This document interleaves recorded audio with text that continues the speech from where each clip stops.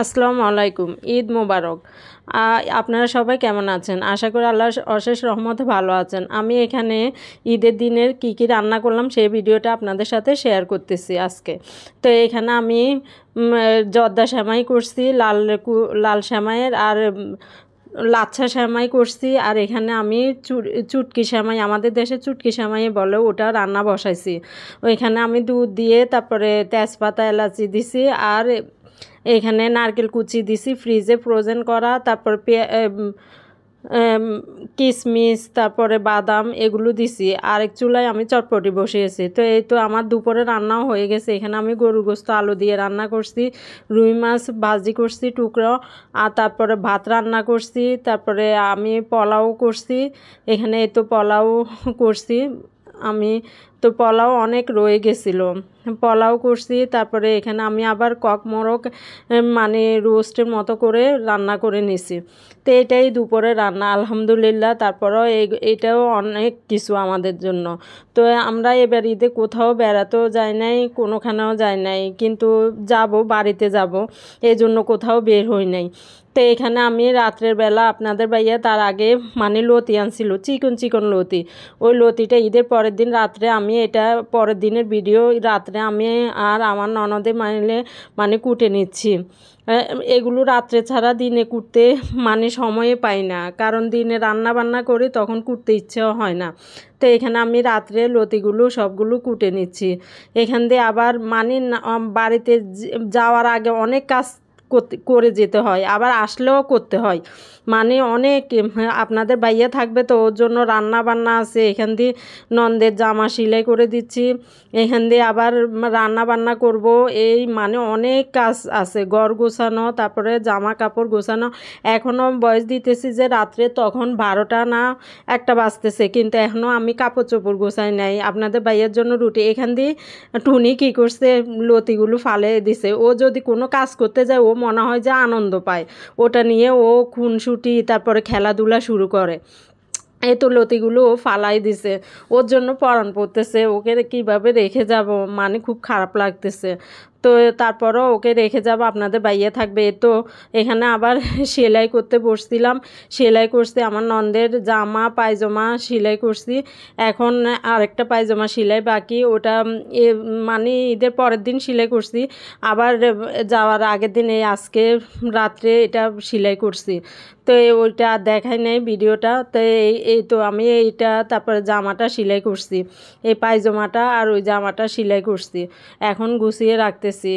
মেয়ে মানুষের অনেক গুণ থাকা দরকার, যদি এই গুণগুলো থাকে তাহলে মেয়ে মানুষ মানে অনেক আগায় যেতে পারে। তারপরেও কি করব, অনেক কিছু আল্লাহ দিলে অনেক গুণে আছে, হাতের কাজও জানি, সেলাই মেশিনের কাজও জানি, তারপরও কাজে লাগাতে পারতেছি না, যেটা বলতে গেলে এই আর কি।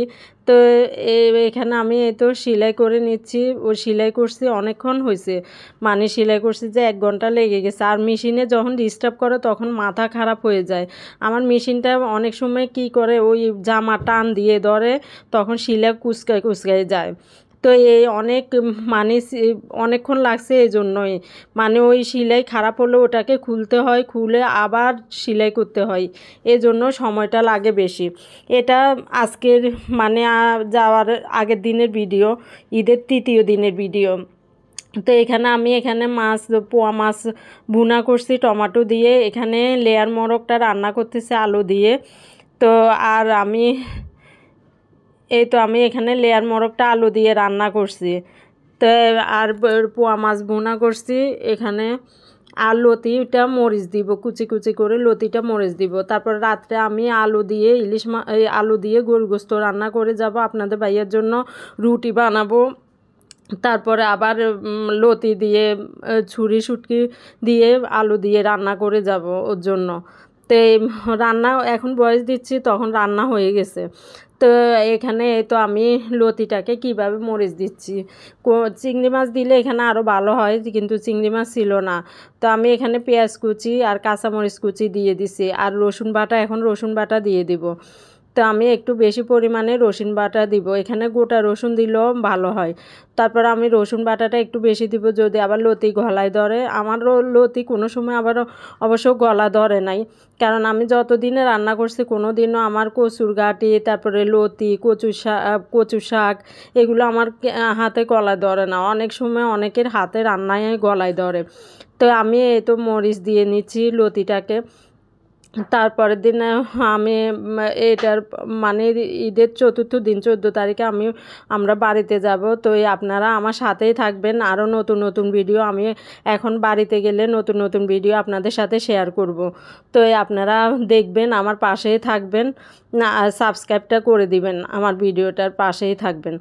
তো নিত্য নতুন ভিডিও দেখবেন, আমাকে অনুপ্রেরণা যোগাবেন আপনারা। তো এখানে আমি তো লতিটা দিয়ে কষিয়ে এখন হলদের গুঁড়ো আর মরিচের গুঁড়োটা দিয়ে দিচ্ছি। এখানে মরিচের গুঁড়োটা আমি বেশি পরিমাণে দিব, কারণ ঝাল ঝাল হলে এটা মানে স্বাদটা বেশি হবে, দ্বিগুণ বেড়ে যাবে। তো এখন আমি মরিচের গুঁড়োটা দিয়ে দিচ্ছি, দিয়ে এটাকে আমি একটু কষিয়ে নেব। কষিয়ে আবার পানি দিয়ে আমি একটু কষায়ে তারপরে আমি বেশি পরিমাণে পানি দিয়ে তারপর রান্না করে নেব, মানে একেবারে ভুনা ভুনা করে নেব। তো আমি আর ওইটুকু আপনাদের সাথে শেয়ার করতে ভুলে গেছি, বললাম না। আমার মানে বাড়িতে যাওয়ার আগের দিনও অনেক কাজ থাকে, আবার বাড়ি থেকে আসলেও অনেক কাজ থাকে, আমার কাজেরই শেষ নাই। ঘরে অনেক কাজ, এখান দিয়ে আবার বুয়াও নাই, বুয়াও বাড়িতে গেছে ঈদে, ও আসতে দেরি হবে। এই তো আরেকটু শুকালে আমি এটা অফ করে দিব। তো এটাই এরকম করে আপনারা মরিচ দিয়েই খেয়ে দেখতে পারেন, কোনো মাছ লাগে না, কোনো কিছু। চিংড়ি মাছ দিলে মজা হয়, কিন্তু তারপরে এমনও করা যায়। এ তো আমার কষানো হয়েছে, এখন আমি আবার পরিমাণ মতো পানি দিয়ে এটাকে রান্না করে নেব, একেবারে শুকনা শুকনা করে নিব এটাকে। তো এক চুলায় আমার লেয়ার মোরগটা হচ্ছে। লেয়ার মোরগ হতে অনেকক্ষণ লাগে, কারণ এটা শক্ত মোরগ, তো অনেক সময় লাগে এটা রান্না করতে। তো এই পর্যন্তই, আল্লাহ হাফেজ।